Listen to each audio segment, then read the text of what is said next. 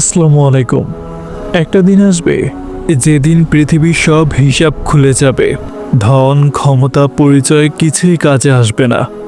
মানুষ দাঁড়িয়ে থাকবে আল্লাহর সামনে, হাজার বছরের ভয়, অনুশোচনা আর অপেক্ষা নিয়ে।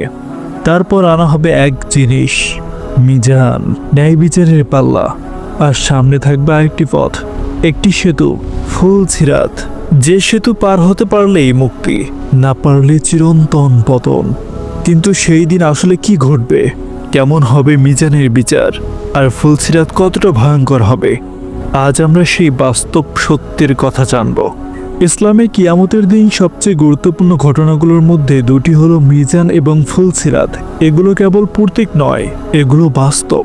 আল্লাহ কুরআনে বলেছেন, যেদিন মানুষের আমল ওজন করা হবে, কোনো অন্যায় হবে না। প্রতিটি ছোট কাজ, প্রতিটি গোপন কাজ সব সামনে চলে আসবে।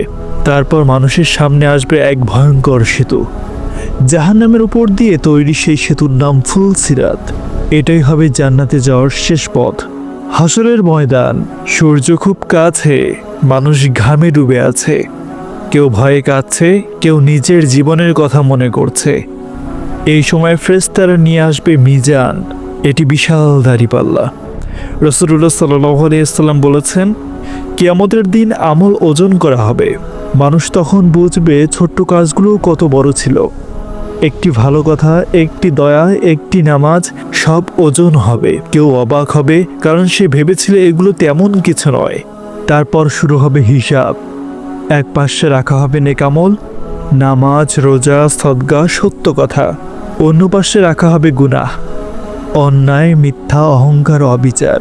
কুরআনে বলা হয়েছে, যার নেক আমল ভারী হবে সে সফল, আর যার পাল্লা হালকা হবে তার অবস্থা হবে ভয়াবহ। সেদিন কেউ কারো সাহায্য করতে পারবে না, বন্ধু না, এমনকি পরিবারও না। হিসাব শেষ হলে মানুষের সামনে আনা হবে আরেকটি দৃশ্য। জাহান্নাম জ্বলছে, তার উপর তৈরি একটি সরু সেতু। এটাই ফুলসিরাত। রাসূলুল্লাহ সাল্লাল্লাহু আলাইহি ওয়াসাল্লাম বলেছেন, এই সেতু চুলের চেয়েও সরু আর তলোয়ারের চেয়েও ধারালো। মানুষকে এই সেতু পার হতেই হবে। কারো জন্য এটি হবে সহজ, কারো জন্য এটি হবে ধীর, কারো জন্য হবে ভয়ঙ্কর। মানুষ তখন দৌড়াবে না, কারণ তারা পারবে না। কারো গতি হবে বজ্রের মতো, কারো বাতাসের মতো, কারো ঘোড়ার মতো, আর কেউ হামাগুড়ি দিয়ে এগোবে। কিছু মানুষ মাঝপথেই পিছলে পড়বে। নিচে জাহান্নামে, নিচে জাহান্নাম আগুনের শিখে উঠছে। ফেরেশতারা বলছে, হে আল্লাহ, নিরাপদ রাখুন। এটা সেই মুহূর্ত যেখানে ঈমান আর আমলের সত্যিকারের ফল প্রকাশ পাবে। অন্ধকার, নিচে জাহান্নামের আগুন, সেতুর উপর কাটা। মানুষের হৃদয় কাঁপছে। কেউ পার হয়ে যাচ্ছে আলো নিয়ে, কারণ তার আমল তার সামনে আলো হয়ে গিয়েছে। আর কেউ থেমে যাচ্ছে, কারণ তাদের আলো নেই। কিছু মানুষ হঠাৎ পড়ে যায়, চিৎকার, তারপর নীরবতা। আর যারা পার হয়ে যায় তারা দাঁড়িয়ে থাকে জান্নাতের সামনে। তারা বুঝতে পারে দুনিয়ায় ছোট্ট ছোট্ট কাজই আজ তাদের বাঁচিয়ে দিয়েছে। তাই আল্লাহর কাছে ফিরে আসুন, সময় থাকতে সৎ আমল করুন।